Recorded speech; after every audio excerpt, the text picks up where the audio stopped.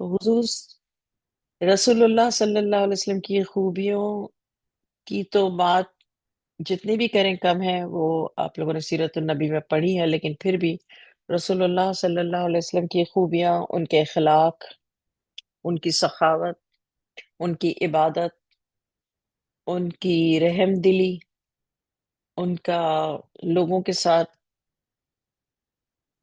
Dealing جو ہوتی تھی وہ محبت کے ساتھ، نرمی کے ساتھ، صبر کے ساتھ، پیشنس، اور جو ہے زیادہ سے زیادہ رسول اللہ صلی اللہ علیہ وسلم کی کوشش ہوتی تھی کہ فساد نہ ہو دنیا میں، زمین پر فساد نہ ہو، اور آپس میں بھائی چارہ قائم کرنا، یہ حضور صلی اللہ علیہ وسلم کی خوبیاں تھیں۔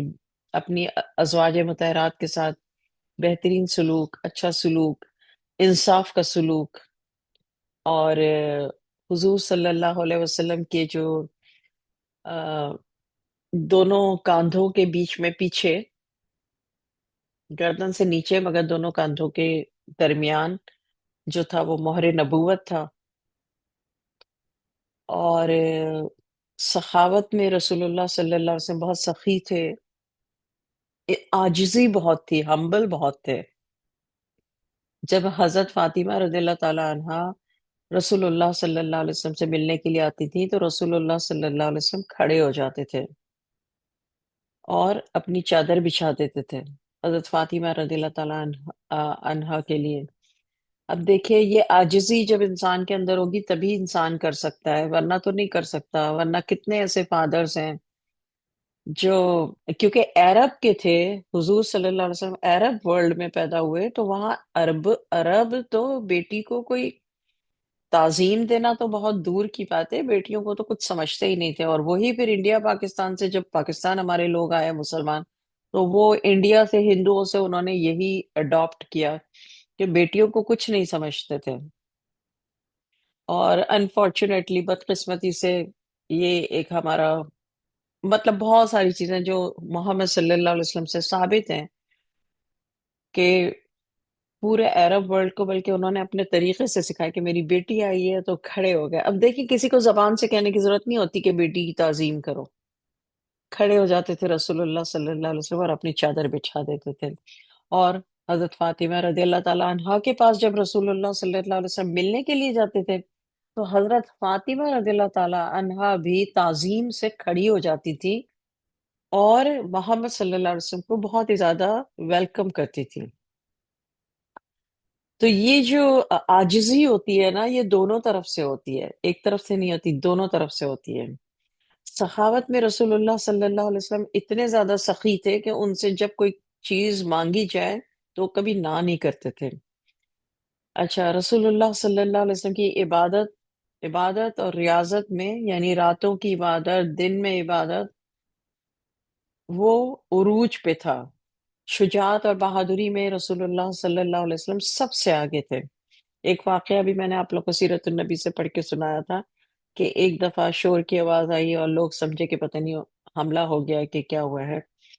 تو جب حضور صلی اللہ علیہ وسلم کے صحابہ کرام وہاں پہنچے اس جگہ پر، تو ان سے پہلے رسول اللہ صلی اللہ علیہ وسلم چیک کر کے واپس آ رہے تھے اپنی اونٹنی پہ، کہہ رہے تھے نہیں نہیں کچھ بھی نہیں ہے، سب ٹھیک ہے، میں دیکھ کر آیا ہوں۔ یعنی یہ شجاعت اور بہادری تھی۔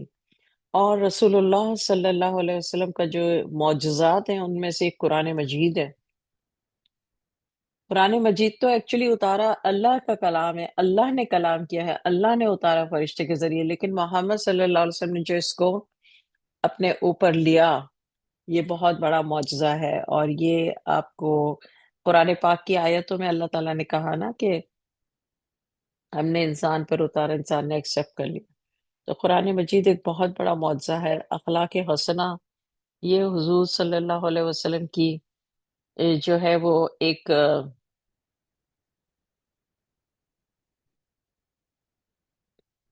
بڑا بڑا معجزہ ہے، کیونکہ جس طرح کے حالات تھے، جس طرح سے انہیں تکلیفیں پہنچائی جا رہی تھی، جس طریقے سے ان کی مخالفت کی جا رہی تھی، اور جبکہ نبوت کا اعلان کرنے سے پہلے محمد صلی اللہ علیہ وسلم کو صادق اور امین کہا جاتا تھا، عزت کی جاتی تھی، حجر اسود کا پتھر رکھنے کے لیے حضور صلی اللہ علیہ وسلم کا مشورہ مانا گیا، محمد صلی اللہ علیہ وسلم نے کہا دونوں قبیلے جو آپس میں لڑے ہو ایسا کرو، چادر کا ایک طرف کا ایک حصہ پکڑ لو، ایک دوسرا پکڑ لو، بیچ میں حجر اسود رکھ کے رسول اللہ صلی اللہ علیہ وسلم نے اپنے ہاتھ سے وہاں پہ نصب کیا،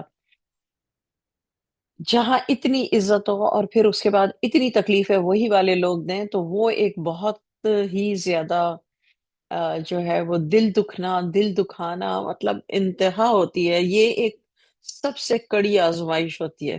یا تو وہ لوگ جو شروع سے ہی آپ کو نہیں مانتے، آپ سے پیار نہیں کرتے، تو ان کے لیے تو انسان شروع سے ہی ایک طرح سے ذہن بنا ہوا ہوتا ہے، مگر جب ایسا ہوا، یہ ایک پیک تھی، اور حضور صلی اللہ علیہ وسلم کو جو صادق کہتے تھے، سچا کہتے تھے، وہی جھوٹ لانے لگ گئے، جھوٹا کہنے لگ گئے۔ کتنا بڑا امتحان ہے، انسان کے جذبات، انسان کا دل پھٹ جاتا ہے۔ حضور صلی اللہ علیہ وسلم نے ہر قسم کے رویے کو بہت ہی صبر کے ساتھ، رحم دلی کے ساتھ، ہمبل ہو کے، یعنی انکساری کے ساتھ ہر چیز کا مقابلہ کیا، اور اپنے اخلاق ہمیشہ بہترین رکھے۔ ہم دیکھیں چڑچڑے ہو جاتے ہیں، آم، اور پھر ہم فوراً ایکسکیوز بھی دیتے ہیں کہ ہم تو چڑچڑے اس لیے ہو گئے ہیں۔ تو بس اللہ تعالیٰ ہمیں جو ہے وہ رسول اللہ صلی اللہ علیہ وسلم کی باتیں پڑھنے کا مقصد یہی ہوتا ہے کہ محمد صلی اللہ علیہ وسلم کی کی صفات جو ہیں، جو خوبیاں ہیں، ان کا ریمائنڈر ہمیں ملے، اور ریمائنڈر ملتا رہے، اور محمد کا مطلب ہی خوبیوں والا ہے، تو یہ خوبیوں کا ریمائنڈر ہمیں ملتا رہے۔ اور جب ریمائنڈر ملتا رہتا ہے تو اس کی برکات یہ ہوتی ہیں کہ ہمارے اندر جو خامیاں ہوتی ہیں، جن کو ہم ایکسپلین کرتے ہیں کہ میں اس لیے کر رہی ہوں، اس لیے کر رہی ہوں، ایسا ہو گیا، تو وہ ان خامیوں کو ہم بہتر بنا سکتے ہیں رسول اللہ صلی اللہ علیہ وسلم کی خوبیوں کا ذکر کر کے، ریمائنڈر مل کے، سننے سے بھی فرق پڑتا ہے، پڑھنے سے بھی فرق پڑتا ہے، اور پڑھانے سے بھی فرق پڑتا ہے، تو ذکر کرتے رہنا چاہیے ہمیشہ، ہمیشہ، کہ محمد صلی اللہ علیہ وسلم۔ مگر انفارچونیٹلی ہمارے مسلمان معاشرے میں ایک ایسی عجیب سی بات ہو گئی ہے، اللہ تعالیٰ ہمارے حال پہ رحم فرمائے، ایک عجیب سی بات یہ ہو گئی ہے کہ کوئی جب بھی خود سے کچھ کرتا ہے تو فوراً کہتا ہے اچھا، ویسے بے شک وہ اپنی زندگی میں کوئی سنت اپنانے کا اہتمام نہ ہو، کوئی میننگ بھی نہ، اور کہتا ہے اچھا یہ تو میں نے اس لیے کیا ہے کہ محمد صلی اللہ علیہ وسلم نے بھی کیا تھا۔ بات ٹھیک ہے، لیکن یہی تک ٹھیک نہیں ہے، تو جو ہماری خامیاں ہیں اس کو خوبیوں میں بدلنے کا نام ہے اصل میں، حقیقت میں عمل کرنا، ہماری خامیوں کو خوبیوں میں چینج کرنے کے لیے، اس لیے نہیں کہ ہم اپنی منمانی کرنے کے لیے ہم صرف یہ کہہ دیں کہ محمد صلی اللہ علیہ وسلم نے بھی کیا تھا۔ تو اچھا، اور پھر محمد صلی اللہ علیہ وسلم کی جو چیزیں جو حضور صلی اللہ علیہ وسلم کی وفات کے بعد جو باقی رہیں، وہ وہ کون سی تھی، وہ میں آپ کو ریوائز کرنے کے لیے تاکہ ذہن میں دوبارہ سے آ جائے۔ ایک پیالہ تھا، ایک سرما دانی تھی، اور کپڑے تھے، اور گھوڑے اور سواریاں تھیں، اور نالین مبارک تھے۔ نالین مبارک مطلب چپل، سینڈل، اور تلوار تھی، اور بال مبارک صلی اللہ علیہ وسلم۔ یہ چیزیں رسول اللہ صلی اللہ علیہ وسلم کی وفات کے بعد موجود تھیں۔ اچھا،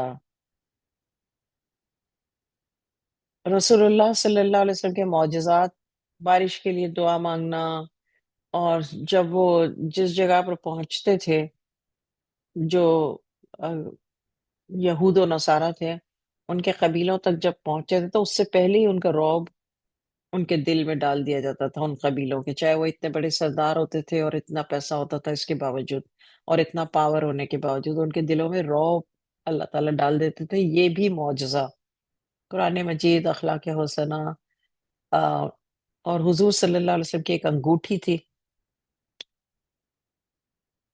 وہ بھی حضور صلی اللہ علیہ وسلم کی وفات کے بعد تھی، اور مومنین کی اتنی کثرت ہونا، یعنی جوگ در جوگ لوگوں کا مسلمان ہونا ہجرت کے بعد، اور فرشتوں سے رسول اللہ صلی اللہ علیہ وسلم کی مدد اللہ تعالیٰ نے کی ہر جگہ ہر وقت. ہم تو صرف غزوات میں جنگوں میں پڑھتے ہیں، لیکن ہر جگہ ہر وقت جیسے رسول اللہ صلی اللہ علیہ وسلم جب چھوٹے تھے اور دھوپ ہوتی تھی تو وہاں اللہ تعالیٰ بادل کا سایہ کر دیتے، تو بادل تو وہ بھی فرشتے کے ذریعے ہی ہوتا تھا. اور محمد صلی اللہ علیہ وسلم کی مدد فرشتوں کے ذریعے کی گئی. یہ معجزہ ہوا سے مدد کی گئی. کیسے؟ وہ جو آندھی چلا دی تھی اور جنگ میں سارے لوگوں کی آنکھوں میں مٹی سیم چلی گئی، حالانکہ حضور صلی اللہ علیہ وسلم نے ایک مٹھی مٹی اٹھائی، وہ بھی اللہ کی طرف سے ہی حکم تھا. ان سارے معجزات کے پیچھے اگر آپ حقیقت دیکھیں تو کیا اللہ نے ہے، لیکن دکھایا کہ رسول اللہ صلی اللہ علیہ وسلم کر رہے ہیں. اور اس کا کوئی نہ کوئی بیچ میں ذریعہ ایسا بنایا، یعنی محمد صلی اللہ علیہ وسلم کے ذریعے سے شفا دی اللہ نے. رسول اللہ صلی اللہ علیہ وسلم نے اپنا لعاب دہن یعنی تھوک لگایا، اس میں شفا تھی. لیکن یہ شفا اللہ تعالیٰ کہتے ہیں کہ شفا ہو جائے تو شفا ہو سکتی تھی نا، لیکن ہر معجزے میں آپ دیکھیے کہ محمد صلی اللہ علیہ وسلم نے کیا کوئی ایسا جسٹر جو اللہ نے بتایا، جیسے لعاب دہن میں شفا رکھ دی. تو لعاب دہن جب لگایا حضرت علی رضی اللہ تعالیٰ عنہ کی آنکھ پہ، ان کو آنکھ کی بیماری ہو گئی تھی تو وہ ٹھیک ہو گیا. اسی طرح رسول اللہ صلی اللہ علیہ وسلم بالکل چھوٹے بچے تھے اور ان کی اپنی آنکھوں میں وہ جو ریڈ آنکھیں ہو جاتی ہیں، تو وہ انہیں جب ہوا تو راہب جو ایک اس زمانے کا تھا اس نے کہا کہ یہ تو ان کے پاس خود ہی اس کی شفا ہے. تو شفا تو اللہ تعالیٰ دیتے ہیں، لیکن اللہ تعالیٰ نے اس کے لیے کوئی طریقہ ایسا نکالا ہوا ہے، کوئی ایسی چیز نکالی ہوئی ہے جو اللہ تعالیٰ خود بتاتے ہیں کہ یہ کرو تو یہ ہوگا. تو محمد صلی اللہ علیہ وسلم نے لعاب دہن، وہ راہب نے بتایا تھا، اس وقت محمد صلی اللہ علیہ وسلم چھوٹے تھے، تو کہ ان کا لعاب دہن آنکھ پہ لگایا، اور محمد صلی اللہ علیہ وسلم کا ہی لعاب دہن لگا کے لے کے اور ان کے آنکھ پہ لگایا تو آنکھیں ٹھیک ہو گئیں. اسی طرح پھر اس وقت یہ بتا دیا گیا تھا، اس وقت محمد صلی اللہ علیہ وسلم کو پتہ چل گیا. پھر جب بڑے ہو گئے اور نبوت ملی، اس کے بعد حضرت علی رضی اللہ تعالیٰ عنہ کے اس طرح سے ہوا تو محمد صلی اللہ علیہ وسلم نے اپنی لعاب دہن لے کے لگایا. ایک اور جگہ پہ لعاب دہن شفا کے لیے لگایا تھا، غار ہرا میں جب حضرت ابوبکر صدیق رضی اللہ تعالیٰ عنہ کو سانپ نے کاٹ لیا. ایک سوراخ کھلا تھا نا، وہاں پہ حضرت ابوبکر صدیق رضی اللہ تعالیٰ عنہ نے اپنا پاؤں کا انگوٹھا رکھ دیا تھا بند کرنے کے لیے، تو سانپ نے کاٹ لیا، ڈنک مار لیا. اور پھر جب محمد صلی اللہ علیہ وسلم کی آنکھ کھلی اور ان کو پتہ چلا تو انہوں نے اپنا لعاب دہن لگایا تو اسی وقت شفا مل گئی. تو محمد صلی اللہ علیہ وسلم کے لعاب دہن میں شفا تھی. یہاں پر آپ کو سمجھنا پڑے گا کہ ہر معجزہ جیسے قرآن پاک آیا تو ڈائریکٹ جو ہے وہ، اچھا کسی نے مجھے کریکٹ کیا ہے کہ وہ غار ہرا نہیں تھا، وہ غار ثور تھا، جہاں پہ ہجرت کے وقت حضرت ابوبکر صدیق رضی اللہ تعالیٰ عنہ کے پاؤں کے انگوٹھے پہ محمد صلی اللہ علیہ وسلم نے لعاب دہن لگایا، غار ثور. اچھا، میں کیا بتا رہی تھی، ہاں کہ رسول اللہ صلی اللہ علیہ وسلم کے پاس دیکھیے قرآن پاک معجزہ ہے، لیکن اس کے لیے ذریعہ ہے بیچ میں. ذریعہ کیا ہے؟ حضرت جبرائیل علیہ السلام. شفا اللہ کے پاس ہے، یعنی قرآن اللہ کا کلام ہے، لیکن محمد صلی اللہ علیہ وسلم تک آنے کے لیے بیچ میں ایک ذریعہ ہے. اچھا، شفا سوائے اللہ کے کوئی نہیں دے سکتا، ٹھیک ہے نا، اس کے ساتھ ہم کسی کو بھی اس کا شریک نہیں کر سکتے کہ ڈاکٹر نے شفا دی، نہیں. لیکن بیچ میں ذریعہ کیا ہے؟ رسول اللہ صلی اللہ علیہ وسلم کا لعاب دہن، ٹھیک ہے. اچھا، رسول اللہ صلی اللہ علیہ وسلم نے چاند کے 2 ٹکڑے کیے، لیکن بیچ میں ذریعہ کیا ہے؟ آف کورس فرشتہ. کرتا سب کچھ اللہ تعالیٰ ہے، لیکن آپ زبان سے یہی کہتے ہیں نا کہ محمد صلی اللہ علیہ وسلم نے چاند کے 2 ٹکڑے کیے تھے. تو آپ یہ جو کہہ رہے ہیں تو سارے سننے والے اور کہنے والے اس بات کو سمجھ رہے ہیں، انہیں پتہ ہے کہ اللہ نے کی ہے، مگر ذریعہ جو ہم نے دیکھا بیچ میں سے، وہ رسول اللہ صلی اللہ علیہ وسلم نے انگلی سے کیا، ان کی انگلی کا اشارہ کیا۔ اچھا، پھر ایک اور ذریعہ آپ دیکھیے تو انگلی کا اشارہ کیا، مگر وہ وہاں سے وہاں تک ہونے میں بیچ میں فرشتے ہی ذریعے ہیں۔ ہمارے بھی جو کام بنتے چلے جاتے، کرتا تو بناتا تو اللہ ہی ہے، لیکن اللہ تعالیٰ بیچ میں کسی کو ذریعہ بنا دیتے ہیں، یا تو انسان ذریعہ بن جاتے ہیں، یا ہمارا اپنا کوئی ایکشن ذریعہ بن جاتا ہے، یا پھر جو ہمیں آنکھوں سے نظر نہیں آتا فرشتے ذریعہ بن جاتے ہیں۔ اگر ہمیں آنکھوں سے نظر آتا ہے تو پھر ہم کہتے ہیں یار یہ میں نے کیا تھا، اس طرح سے جیسٹر کیا تھا، ایسے میں نے توڑ دیا، یا ایسے میں نے بنا لیا، یا ایسے میں نے کر لیا۔ مگر ذریعہ، یہ ساری چیزیں ذریعہ ہے، مگر کرتا تو صرف اللہ ہی ہے، تو یہ شرک نہیں ہوتا نا؟ جب ساری دنیا کے مسلمان کسی بھی فرقے سے تعلق رکھتے ہو، ایک ہی بات کہتے ہیں کہ محمد صلی اللہ علیہ وسلم نے چاند کے 2 ٹکڑے کیے۔ محمد صلی اللہ علیہ وسلم دنیا میں ایک پرسنالٹی جن کو دکھائی اللہ نے، اور تمام رسولوں نے یہ ایک پرسنالٹیز تھیں۔ اللہ نے ان کو پیدا کیا، ان کو ڈیسائیڈ کیا کہ یہ رسول ہیں، تمام رسول، تمام نبی۔ اور پھر جیسے حضرت عیسیٰ علیہ السلام مردوں کو زندہ کرتے تھے، اب بتائیے، حضرت عیسیٰ علیہ السلام مردوں کو زندہ کرتے تھے، ہر بندہ یہی کہے گا، تو کیا شرک ہو گیا؟ نہیں، سب کو پتا ہے، سننے والے کو، کہنے والے کو، پڑھنے والے کو، سب کو پتا ہے کہ مردوں کو زندہ صرف اور صرف اللہ کے پاس اختیار ہے، دیٹس اٹ۔ بیماری سے شفا دینا صرف اللہ کے پاس اختیار ہے، دیٹس اٹ۔ نقصان کو فائدہ، نقصان دنیاوی ہو رہا ہو کہ یا جانی طور پہ ہو رہا ہو، فائدہ پہنچانا صرف اللہ کے اختیار میں ہے، لیکن بیچ میں ذریعے ہیں۔ حضرت عیسیٰ علیہ السلام کے بارے میں یہ کہنا کہ وہ اندھے کو آنکھیں دے دیتے تھے، تو حضرت عیسیٰ علیہ السلام، تو حضرت عیسیٰ علیہ السلام کے ذریعے سے اللہ نے یہ اپنی قدرت کا جو ہے وہ کرشمہ دکھاتے تھے۔ تو کسی کے ذریعے سے تو پھر اسے معجزہ کہتے ہیں، کیونکہ ان کے ذریعے سے۔ لیکن اللہ تعالیٰ ڈائریکٹلی جن قوموں کو اللہ نے ہلاکت دی، آندھی طوفان پتھر کی بارش، اور ختم کر دیا بالکل، وہ اس میں اللہ تعالیٰ نے فرشتوں کے، اس میں بھی فرشتے ذریعہ تھے، لیکن انسان اس میں ذریعہ نہیں تھے، تو اس لیے چونکہ نظر نہیں آتا کہ کوئی انسان ہے، تو اس لیے کہا جاتا ہے اللہ تعالیٰ نے ان کو ہلاک کر دیا۔ کبھی یہ نہیں کہا جاتا کہ خدا نہ خواستہ کسی نبی کا نام لے کے نہیں کہا جاتا کہ حضرت ابراہیم حضرت لوط علیہ السلام نے اپنی قوم کو ہلاک کیا، کبھی نہیں، آپ کبھی بھی نہیں سنیں گے، اس لیے کہ اس میں کوئی انسان کو اللہ تعالیٰ نے ذریعہ نہیں بنایا۔ تو اللہ تعالیٰ ڈفرینٹ ذریعوں سے کرتے ہیں، لیکن کرتے سب کچھ اللہ ہے، سب کچھ۔ بیمار کو شفا دینا، کسی کو ہلاکت میں ڈالنا، کسی کو نقصان پہنچانا، کسی کو فائدہ پہنچانا، کسی کو دولت دینا، کسی کو صحت دینا، کسی کو عزت دینا، کسی کو ذلت دینا۔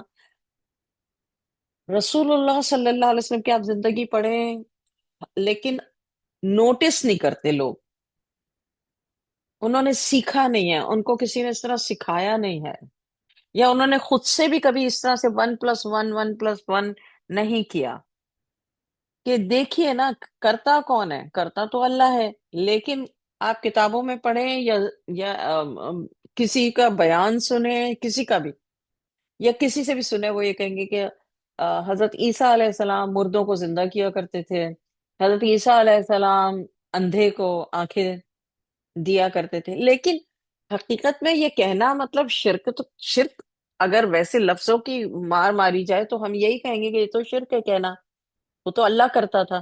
ہاں، لیکن یہ ایک کانسیپٹ کو سمجھیں، جس طرح یہ ربیع الاول کا مہینہ ہو یا کوئی بھی مہینہ ہو، اور اس میں نعتیں جب پڑھی جاتی ہیں تو بہت سارے لوگ کہتے ہیں اچھا یہ کہا تو بس شرک ہو گیا، برد جھولی میری یا محمد، لوٹ کر میں نہ آؤں گا، لوٹ کر میں نہ جاؤں گا خالی، وہ کہتے ہیں شرک ہے۔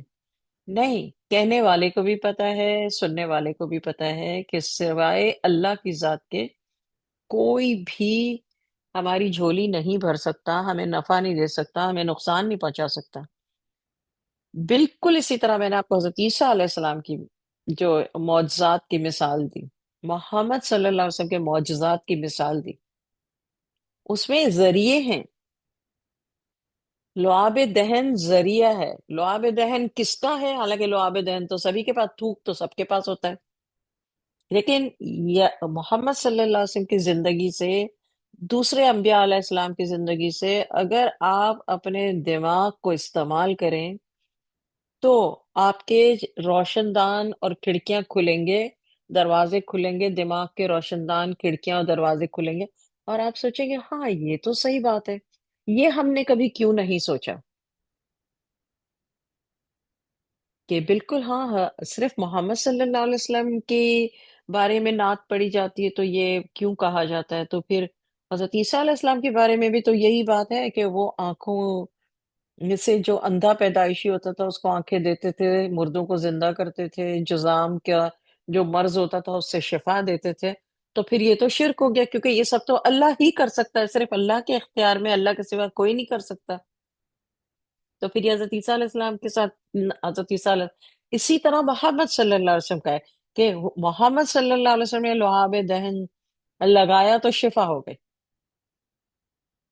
شفا تو صرف اللہ دیتا ہے، لعاب دہن تو کوئی بھی بندہ لگا دیتا تو ہو جانا تھا، لیکن اللہ نے ہمیں بتایا، ہمیں سکھایا کہ شفا میں دیتا ہوں، ذریعہ میں لعاب دہن جو ہے، یہ والی جو شفا ہے یہ میں نے محمد صلی اللہ علیہ وسلم کے لعاب دہن میں رکھ دی۔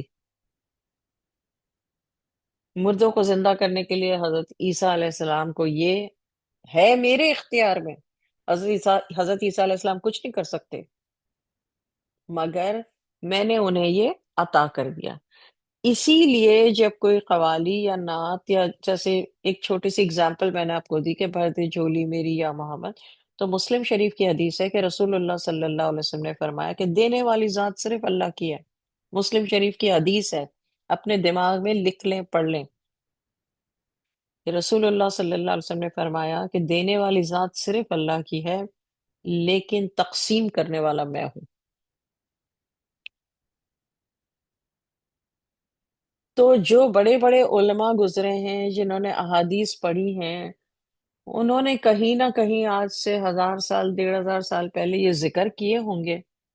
پہلے تو لوگ باقاعدہ مدرسے میں پڑھنے جاتے تھے نا، تمام حدیثیں اور قرآن پاک ذکر کیے ہوں گے، ان کی فیملیز میں آگے یہ حدیثیں بڑھی ہوں گی، نالج، علم بڑا ہوگا، ان میں کسی شاعر نے یہ لکھا ہوگا، لیکن اس کا بھی مقصد تو یہی تھا۔ تو دیکھیں، کہنا اور یقین کرنا یہ دو مختلف باتیں ہوتی ہیں، اپنی نوٹ بک میں لکھ لیں۔ کہنا اور یقین یہ دونوں ہمیشہ سیم نہیں ہوتے۔ یقین ہر مسلمان کا یہی ہے کہ دینے والی ذات صرف اللہ کی ہے، اور لکھنے والا شاعر بھر دے جھولی میری یا محمد، لوٹ کر میں نہ جاؤں گا خالی، لکھنے والے نے اس حدیث کو ہی، اس ذریعے کو ہی بیچ میں رکھا ہوا ہے اور یہ شعر لکھا، اور پھر یہ مشہور ہوتے ہوتے، یہ تو میں آپ کو ایک چھوٹی سی مثال دے رہی ہوں، اس لیے کہ یہ ہماری سب کی سنی ہوئی ہے، اور اسی لیے میں اس بات کو لے کر کے کہہ رہی ہوں کہ تاکہ یہ ہمیں ہماری سنی ہوئی ہے، لیکن رسول اللہ صلی اللہ علیہ وسلم کے زمانے میں جو شعر کہے جاتے تھے، اس کے بعد پتہ نہیں کتنے لوگ اس دنیا میں آئے، انہوں نے، تو ذریعہ کہنا الگ بات ہے اور یقین الگ بات ہے۔ یقین جو 100% یقین ہے وہ ہمارا کیا ہے اور ہونا چاہیے، پوری دنیا کے، صرف مسلمانوں کا نہیں، پوری دنیا کے انسانوں کا اور جنات کا یقین جو ہے 100%، وہ یہی ہونا چاہیے، اور یہی ہے کہ دینے والی ذات صرف اللہ کی ہے۔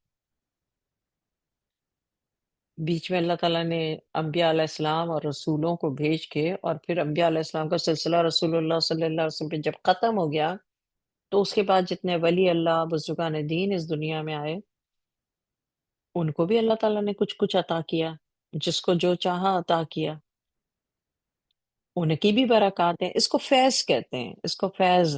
جیسے رسول اللہ صلی اللہ علیہ وسلم کے لعاب دہن میں اللہ تعالیٰ نے یہ عطا کر دی شفا۔ اب وہ لعاب دہن، تھوک تو سب کے پاس تھا، سارے عرب کے پاس تھوک تھا، ہمارے پاس بھی تھوک ہے۔ یہ اللہ تعالیٰ نے یہ کر کے بتا دیا کہ شفا دینے والی ذات تو میری ہے، لیکن میں جس کو چاہوں جو چاہوں وہ عطا کروں۔ تو اللہ نے اسپیشل کر دیا کہ تھوک سب کے پاس ہے، مگر محمد صلی اللہ علیہ وسلم کا جو لعاب دہن ہے، تھوک ہے، وہ شفا ہو گیا۔ اس طرح اللہ تعالیٰ جس کو چاہتے ہیں جو عطا فرماتے ہیں، مگر وہ اختیار کرنے والی سب کچھ ذات اللہ کی ہے۔ یعنی آپ، اس کا مطلب یہ نہیں کہ کسی سے مانگ رہے ہیں ڈائریکٹلی، مانگے تو کبھی بھی نہیں ڈائریکٹلی۔ میں صرف نعت کے حساب سے یا قوالی کے حساب سے آپ کو ان لفظوں کا بتا رہی ہوں، آپ سن لیں، چلیں آپ پڑھ لیں، لیکن آپ کا یقین یہی ہونا چاہیے کہ دینے والی ذات صرف اللہ کی ہے۔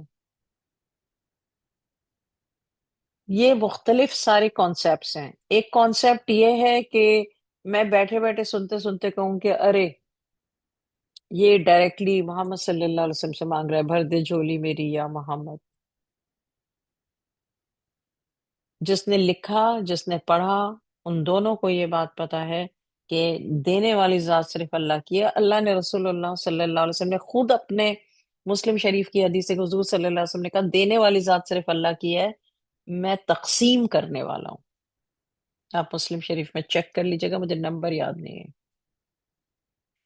خیر، تو یہ حضور صلی اللہ علیہ وسلم کے معجزات تھے، چاند کا دو ٹکڑے ہونا، بارش کے لیے وہاں، لیکن ہمیشہ بیچ میں کوئی ذریعہ رہا ہے۔ آپ دیکھیں محمد صلی اللہ علیہ وسلم کبھی ذریعہ رہے، کبھی کوئی اور نبی ذریعہ رہے، کبھی کوئی اور، کبھی کوئی اور۔ اس طرح جب ولی اللہ آئے، انبیاء علیہ السلام کا سلسلہ، حضور صلی اللہ علیہ وسلم خاتم الانبیاء، آخری نبی، یہاں پہ ختم ہو گیا انبیاء علیہ السلام کا سلسلہ۔ تو اس کے بعد جو لوگ آئے وہ اولیاء اللہ، ولی اللہ، تو ان میں بھی اللہ تعالیٰ نے جس کو جو عطا کرنا چاہا وہ عطا کیا، لیکن بیچ میں یہ سب ذریعہ ہیں۔ اگر آپ کو جیسے نظر نہ آئے انسان، اللہ انسان کو اگر ذریعہ نہیں بنا رہا کچھ کرنے کے لیے، تو پھر فرشتوں کو بنا دے گا۔ لیکن بھائی حضرت جبرائیل علیہ السلام جو ایک پلک جھپکتے میں ادھر پہنچ جاتے تو فرشتے کے ذریعے ہی تھا نا۔ مٹی، جیسے میں نے آپ کو بتایا کہ مٹی سب کی آنکھوں میں جو برابر گئی، وہ نارمل بات تو نہیں ہے نا، وہ معجزہ تھا۔ وہ اللہ نے فرشتوں کو بھیجا، یہ تو نہیں کہ ایک مٹھی بھری تو ڈالا تو سب کی آنکھوں میں سیم مٹی چلی گئی۔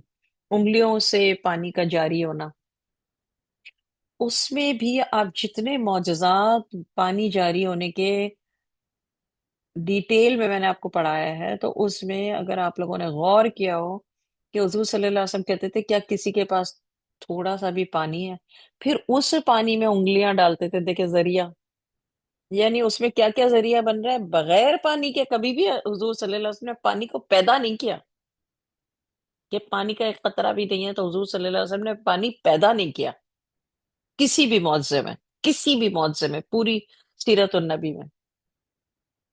جو بلکہ ایک واقعہ ایسا ہوا تھا کہ سب کے مشک جو تھے وہ خالی تھے، ایک کے مشک میں ایسا پانی تھا کہ جیسے آپ انگلی ڈالیں تو گیلی ہو جائے، مگر پانی اندر سے نکل نہیں سکتا تھا۔ تو اس کو الٹا کر کے، اس مشک کو الٹا کر کے، اور اس اس میں حضور صلی اللہ علیہ وسلم نے اپنی انگلیاں ڈالی اور انگلیاں اس طرح رکھی اور دعا کی۔ تو کیا تو اللہ نے، لیکن ہاں پانی کی ضرورت تھی اس پانی کو بڑھانے میں۔ رسول اللہ صلی اللہ علیہ وسلم نے وہ پانی پیدا نہیں کیا۔ حضرت اسماعیل علیہ السلام نے جب روتے ہوئے چھوٹے بچے نے پاؤں مارے پیاس سے، تو حضرت اسماعیل علیہ السلام کو اللہ نے ذریعہ بنایا، ان کے پاؤں کی ہیل کو، وہ کیا بولتے ہیں، ایڑی، جس سے وہاں پہ پانی جاری ہوا۔ لیکن پانی جو جاری ہوا وہ تو معجزہ تو اللہ تعالیٰ نے ہی کیا نا۔ پانی حضرت اسماعیل علیہ السلام نے نہیں کیا. یہ سمجھیے ان باتوں کو کہ کہنا، سننا، یقین، یہ سب چیزیں الگ الگ خانوں میں رکھیں تو آپ کو پوری بات سمجھ آ جائے گی. شرک کا فتویٰ اس طرح نہیں لگایا جاتا کسی پر. اچھا، مسلمان جو کھانا کھاتے تھے اس میں برکت ہو جاتی تھی. ایک زہریلا گوشت تھا، ایک عورت نے، یہودی عورت نے کھانا بنا کے بھیجا تھا، اس میں زہر تھا اور سب نے کھا لیا تھا، اور رسول اللہ صلی اللہ علیہ وسلم کا یہ بھی معجزہ تھا. کیا تو اللہ نے، مگر ذریعہ محمد صلی اللہ علیہ وسلم کو بنایا کہ اس کا زہر کا اثر نہیں ہوا. ٹھیک ہے نا؟ اچھا، رسول اللہ صلی اللہ علیہ وسلم کی زندگی سے ہمیں سیکھنے کے لیے جو چیزیں ملتی ہیں، ایک تو یہ جو میں نے آپ کو معجزات کی بات بتائی نا، کہ اس میں کیا تو اللہ نے،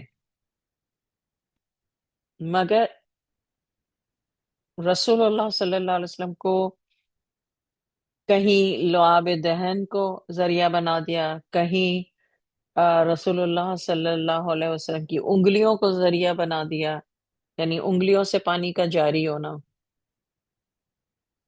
مگر کہنے کے لیے چاند کے دو ٹکڑے ہونا، انگلی، ایک انگلی اٹھائی، ہے نا؟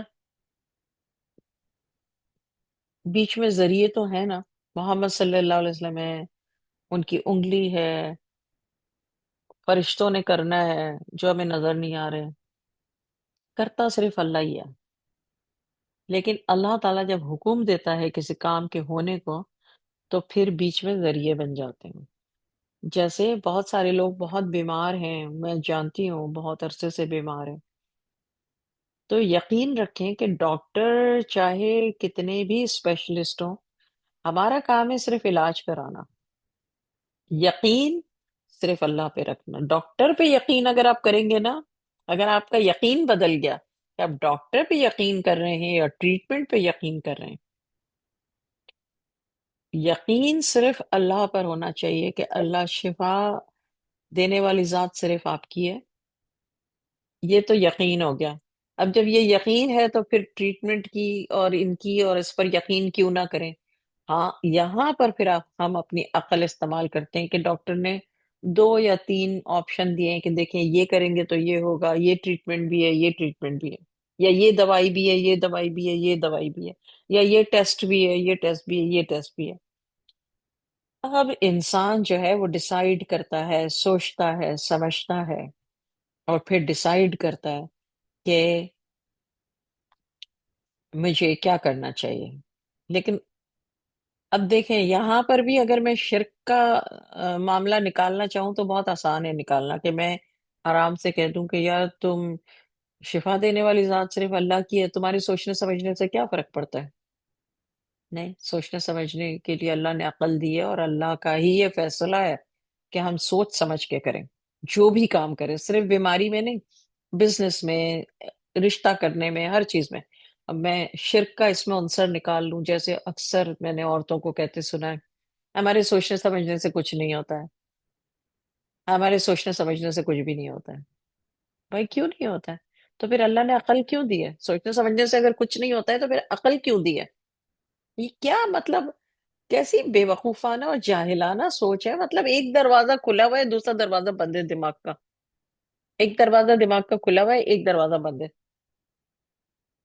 دونوں دروازے کھولو دماغ کے، کہ بھئی سوچنے سمجھنے کے لیے اللہ نے ہمیں عقل دی ہے، اور ہمیں سوچ سمجھ کر کام کرنا ہے جتنی جس کی عقل ہے. اور عقل نہیں ہے، سوچ سمجھ اتنی نہیں ہے، اتنی اویئرنیس نہیں ہے، تو جن کے پاس اویئرنیس ہے ان سے جا کر کے اویئرنیس لو، جن کے پاس علم ہے ان سے جا کے سیکھو.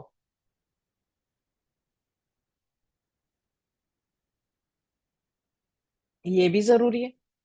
لیکن یہاں پر بھی انفارچونیٹلی لوگوں کا دماغ، ایک دروازہ دماغ کا کھلا ہوا ہے، عقل کا ایک بند ہے. کس طرح سے میں اگزامپل دوں؟ کہ بس جتنا مجھ سے جو جن جن کو میں جانتی ہوں میں نے پوچھ لیا. ارے بھائی نہیں، جن کو جانتی ہو تو تم جاہلوں میں رہتی ہو، تو تم جاہلوں میں رہتی ہو، علم والوں کے ساتھ نہیں رہتی، تو تم نے جاہلوں میں رہتی ہو، جاہلوں سے پوچھ لیا، جاہلوں سے مشورہ لے لیا. یہ کیسی بات ہے؟ کسی علم والے سے جو اس مسئلے میں عالم ہو. اس کے پاس، یعنی جو جس بیماری کا ڈاکٹر ہو، اگر روحانی بیماری ہے تو اس کا اسپیشلسٹ ہو. یہ کیا جن سے پوچھ لیا؟ اب اگر آپ جائلوں میں رہتے ہیں تو پھر آپ تسلی کیسے ہو گئی آپ کو پوچھنے کے بعد؟ فائنڈ آؤٹ کریں کہ کون ہے جو ایکسپرٹ ہے اس معاملے میں، کوئی بھی معاملہ ہو زندگی کا. یہ اللہ کا اپنا حکم ہے. اللہ تعالیٰ ہم سے یہی چاہتے ہیں. مگر نہیں، انفارچونیٹلی اکثر لوگ یہ بولتے ہیں کہ آ، بس آ، جو ہے وہی ہوگا جو اللہ تعالیٰ چاہتے ہیں. بے شک وہی ہوگا جو اللہ تعالیٰ چاہتے ہیں، مگر اللہ تعالیٰ ہی یہ چاہتے ہیں کہ آپ اپنی عقل سمجھ اور اس عقل اور سمجھ استعمال کریں. اور عقل سمجھ اور علم نہیں ہے تو جو آپ کا مسئلہ ہے اس میں جو ایکسپرٹ ہو اس کو فائنڈ آؤٹ کر کے اس سے پوچھیں. یا اللہ تعالیٰ ہی چاہتے ہیں پھر بات بنے گی. تو اللہ تعالیٰ پسند کرتے ہیں بلکہ انسان کی اس ایفرٹ کو. یہ رائٹ ڈائریکشن میں ایفرٹ ہے. تو رسول اللہ صلی اللہ علیہ وسلم کی زندگی میں جو بھی آپ واقعہ دیکھیں گے، جو بھی معاملہ دیکھیں گے، اس میں محمد صلی اللہ علیہ وسلم نے ہمیشہ تدبیر کی ہے. چاہے وہ دشمنوں سے جنگ کرنے کا معاملہ ہو، چاہے وہ دشمنوں کے ساتھ رحم دلی کرنے کا معاملہ ہو، چاہے وہ ان کے کسی سوال کا جواب دینے کا معاملہ ہو، چاہے ازواج مطہرات کا معاملہ ہو، چاہے صحابہ کرام ڈفرینٹ ڈفرینٹ جگہوں سے ڈفرینٹ ڈفرینٹ مائنڈ کے لوگوں ان کو ڈیل کرنے کا معاملہ، محمد صلی اللہ علیہ وسلم نے تدبیر اختیار کی. کسی بھی جگہ آپ کو یہ نہیں ملے گا کہ وہ اپنے ہاتھ پاؤں چھوڑ کے یہ کہتے ہیں بھائی اللہ چاہے گا تو شفا دے دے گا، اللہ چاہے گا تو جنگ میں فتح دے دے گا، اللہ چاہے گا تو یہ ہو جائے گا، اللہ چاہے گا تو وہ ہو جائے گا. نہیں، محنت کی، پوری زندگی محنت کی، پوری زندگی محنت کی. حضرت خدیجہ رضی اللہ تعالیٰ عنہ سے نکاح ہونے کے بعد محمد صلی اللہ علیہ وسلم نے نبوت ملنے کے بعد یہ نہیں کہا بھائی چلو سارے، میں تو پہلے وہ نوکر تھا، اب تو میں مالک بن گیا ہوں. حضرت خدیجہ رضی اللہ تعالیٰ عنہ کے ظاہر نکاح ہو گیا تو وہ مالک بن گئے. وہ یہ تو نہیں کہا میں مالک بن گیا بس جناب اب میں آرام فرماتا ہوں، کھاؤں گا پیوں گا عیش کروں گا، اتنے نوکر ہیں کام کرنے والے، ان کو میں نے پہلے ہی ٹرینڈ کیا ہوا ہے، اللہ چاہے گا تو برکت ہی برکت ہوگی. نہیں، محنت محنت محنت محنت محنت محنت کبھی نہیں چھوڑی، کبھی بھی نہیں.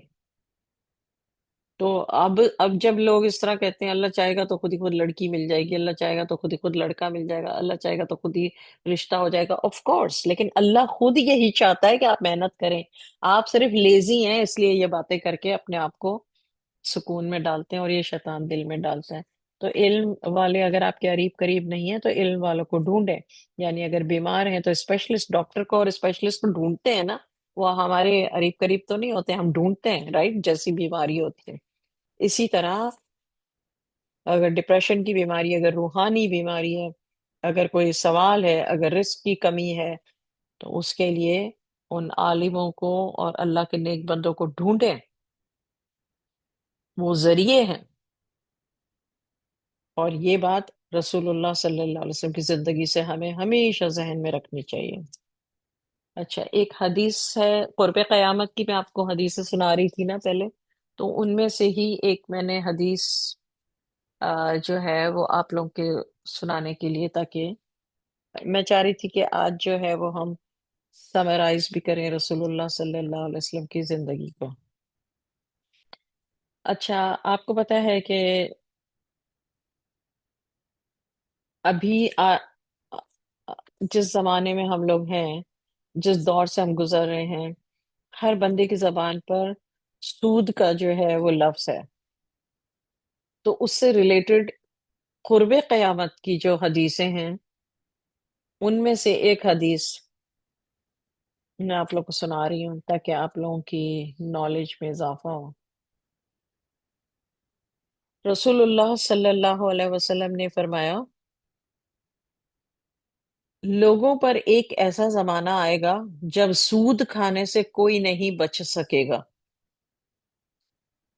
جو سود نہ بھی کھائے مگر اس کا دھواں تو اسے ضرور پہنچے گا. یہ حدیث کے الفاظ ہیں ایگزیکٹلی جو میں نے آپ کو پڑھ کے سنائی ہے. اس کی تشریح یہ بیان کی گئی ہے، تشریح کا مطلب کیا ہے؟ تفسیر یا اس کی ڈیٹیل یہ ہے کہ سود کا دائرہ جو ہے وہ اتنا وسیع ہو جائے گا کہ تجارت اور معیشت کے ہر حصے پر حاوی ہو جائے گا۔ 1400 سال پہلے رسول اللہ صلی اللہ علیہ وسلم کی بات کی یہ تشریح ہے کہ دائرہ اتنا وسیع ہو جائے گا کہ تجارت معیشت کے ہر حصے میں سود کا جو معاملہ ہے وہ حاوی ہو جائے گا، کوئی تجارت اور شغل اس سے بچ نہیں سکے گا، اور وہ آدمی سود کے عام ہونے کی وجہ سے سوچ بھی نہیں سکے گا کہ اس میں بھی سود ہوگا۔ ایک آدمی پھل وغیرہ خریدتا ہے، اسی پھل میں وہ سوچے کہ کتنے سودی لین دین کے مراحل سے گزر کر یہ میرے ہاتھ میں پہنچ رہا ہے۔ اگرچہ خریدنے والا شخص متقی اور نیک ہے، مگر وہ اس سے بچ نہیں سکے گا۔ اس حدیث کا حاصل یعنی رزلٹ یہ نکلا کہ ایک زمانے میں یعنی قرب قیامت کے زمانے میں سود کی لعنت اتنی وسیع ہو جائے گی کہ ہر شخص شعوری یا غیر شعوری طور سے اس میں مبتلا ہو جائے گا۔ صلی اللہ علیہ وسلم۔ یہ حدیث کو حدیث اور اس کی تشریح میں نے آپ کو بتائی، اور آج آپ کتنے بھی متقی اور نیک ہوں، لیکن اس حدیث کو پورا آپ سمجھ جائیں کہ یہ آج سے 1400 یعنی 1400 سال پہلے محمد صلی اللہ علیہ وسلم نے یہ کہا کہ قرب قیامت میں ایک زمانہ ایسا آئے گا۔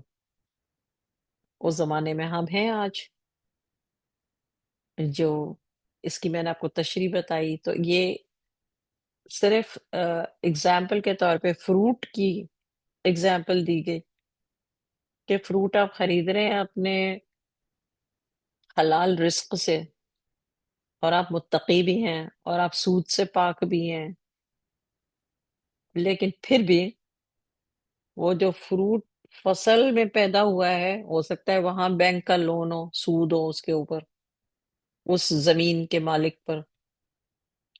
اب میں حدیث آپ کو حدیث ایگزیکٹ حدیث واپس سے پڑھ کے سناتی ہوں۔ رسول اللہ صلی اللہ علیہ وسلم نے فرمایا، لوگوں پر ایک ایسا زمانہ آئے گا جب سود کھانے سے کوئی نہیں بچ سکے گا۔ جو سود نہ بھی کھائے مگر اس کا دھواں تو اسے ضرور پہنچے گا۔ بس اب استغفار کریں، دن رات استغفار کریں، اللہ سے معافی مانگیں، کیونکہ یہ جو ہمارے اختیار میں ہے وہ ہم کریں بچنے کے لیے، لیکن اس بات کا یقین رکھیں کہ دھواں اس کو ضرور پہنچے گا۔ علم جو ہے نا انسان کو بہت کچھ سکھاتا ہے۔ علم، یہ حدیث 2 جملوں کی ہے، مگر اس کی گہرائی جو تشریح سے میں نے آپ کو بتائی ہے، اور جتنا آپ سوچیں گے، اپنی زندگی کی ہر چیز کو سوچیں، جو کپڑا ہم پہنتے ہیں، جو کھانا ہم کھاتے ہیں، جو فروٹ ہم کھاتے ہیں، جو سبزیاں ہم کھاتے ہیں، جو گوشت ہم کھاتے ہیں، جو مرغی ہم کھاتے ہیں، جو پیسہ ہم بینک اکاؤنٹ میں رکھتے ہیں، مطلب چیکنگ اکاؤنٹ ریگولر، میں لون کی بات نہیں کریں، جو لونز ہم لیتے ہیں، یہ صرف مارٹگیج تک بات نہیں ہے۔ انفارچونیٹلی دوبارہ سے میں یہ کہوں گی، بدقسمتی سے لوگوں کو صرف مارٹگیج نظر آتا ہے، قرضہ لیا ہوا، لیکن اس حدیث کو آپ ضرور ریکارڈنگ میں سنیے گا اور اپنی ہر چیز پر رکھ کر دیکھیے گا، اور یہ بھی سوچیے گا کہ آج سے 1400 سال پہلے رسول اللہ صلی اللہ علیہ وسلم نے فرمایا، اس وقت تو انسان سوچ بھی نہیں سکتا۔ یہ بھی محمد صلی اللہ علیہ وسلم کا معجزہ ہے کہ آنے والے وقتوں کی جو باتیں ہیں یہ معجزہ ہے، مگر اس کے پیچھے کون ہے؟ اللہ۔ انہیں بتایا کس نے؟ اللہ۔ رسول اللہ صلی اللہ علیہ وسلم ذریعہ ہے، اور رسول اللہ صلی اللہ علیہ وسلم کے ذریعے سے ہم تک یہ بات پہنچی۔ وما علینا الا البلاغ، اللہ تعالیٰ ہمیں رسول اللہ صلی اللہ علیہ وسلم کی زندگی، ان کی احادیث پڑھنے کی، عمل کرنے کی توفیق عطا فرمائے، سمجھنے کی توفیق عطا فرمائے، ان کی حدیثیں، ان کی کہی ہوئی باتوں کا علم ہمیں گہرائی میں جا کے تفسیر کے ساتھ سمجھنے کی توفیق عطا فرمائے۔ رسول اللہ صلی اللہ علیہ وسلم کی سنتیں، جو حضور صلی اللہ علیہ وسلم کی سنتیں ہیں، ان پر ہم سب کو عمل کرنے کی توفیق عطا فرمائے، اور جو کچھ بھی ہم نے پڑھا آج، اس تمام کو واسطے اللہ، نظر اللہ، اللہ تعالیٰ اپنی بارگاہ میں قبول و منظور فرما لے، اور اس تمام کا ثواب رسول اللہ صلی اللہ علیہ وسلم کی خدمت میں ہدیتاً تحفتاً ہم سب کی طرف سے پہنچا دے، ہم سب کے گھروں میں اللہ تعالیٰ اپنی خصوصی رحمتیں، برکتیں نازل فرمائے، رزق میں، روزی میں فراوانی اور برکت عطا فرمائے، رزق حلال عطا فرمائے، ہمارے گھروں میں خوب خوب برکتیں عطا فرمائے، اپنے پیارے نبی محمد صلی اللہ علیہ وسلم کے وسیلے سے اللہ اپنی قدرت سے، اپنی رحمت سے ہمارے سارے کاموں کو بنا دے، ہماری ساری مشکلات کو حل کر دے، ہماری ساری پریشانیوں کو دور فرما دے، ہمیں ساری بیماریوں سے شفا کاملہ عطا فرمائے۔ یا اللہ، شافی الامراض آپ ہیں، ہم سب کو جسمانی جو بیماریاں ہیں ان سے شفا کاملہ عطا فرمائے، جو ذہنی بیماریاں ہیں ان سے شفا کاملہ عطا فرمائے۔ یا اللہ، جو روحانی بیماریاں ہیں ان سے ہمیں شفا کاملہ عطا فرمائے۔ یا اللہ، جادو، سحر، ٹونے سے ہم سب کو شفا کاملہ عطا فرمائے۔ یا اللہ، نظر سے ہم سب کو شفا کاملہ عطا فرمائے۔ یا اللہ، جھوٹ بولنے سے، غیبت کرنے سے، زبان کی سے جو ہماری زبان کی جو بیماریاں ہیں، یا اللہ ان سے ہم سب کو شفا کاملہ عطا فرمائے۔ ہمارے جو دل میں جو ہماری برائیاں ہیں، جو خامیاں ہیں، جو بیماریاں ہیں، دلی بیماریاں، ہمارے دل بیمار ہیں، اللہ ہم سب کو مکمل شفا کاملہ عطا فرمائے۔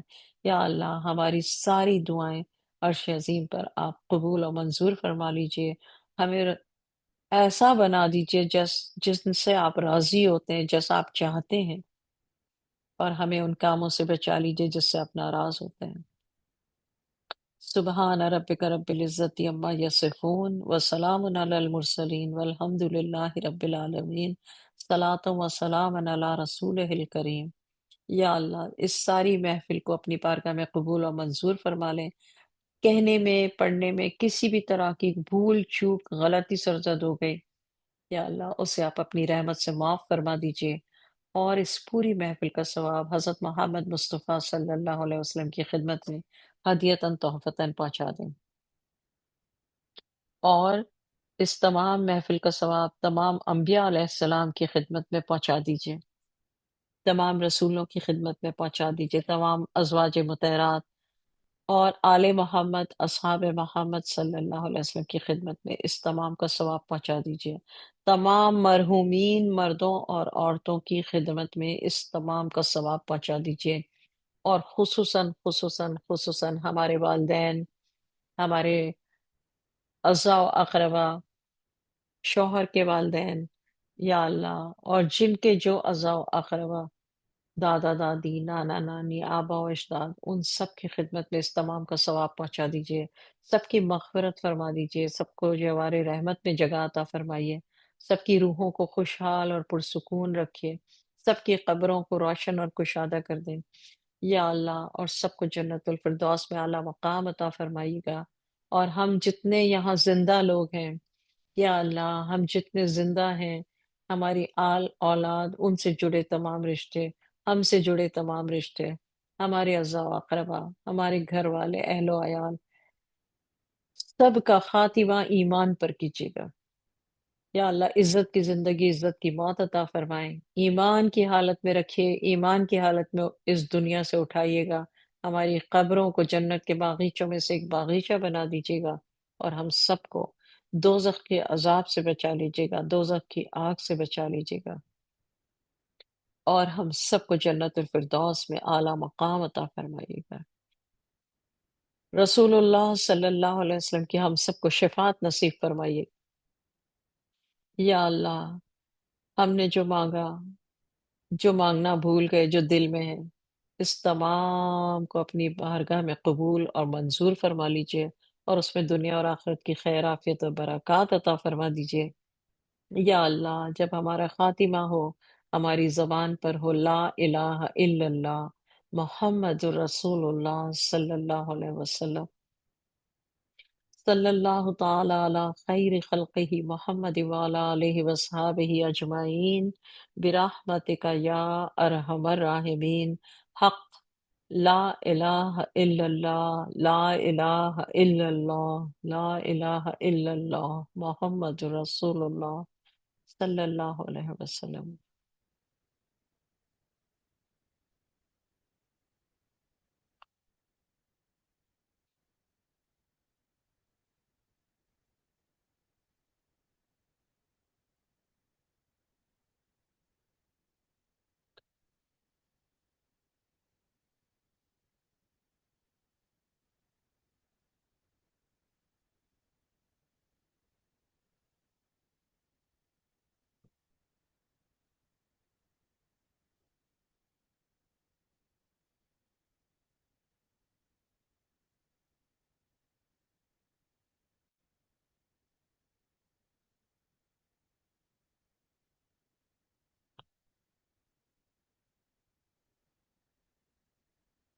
اللہ حافظ۔ اللہ حافظ، جزاک اللہ خیرن کثیرہ۔ اللہ حافظ۔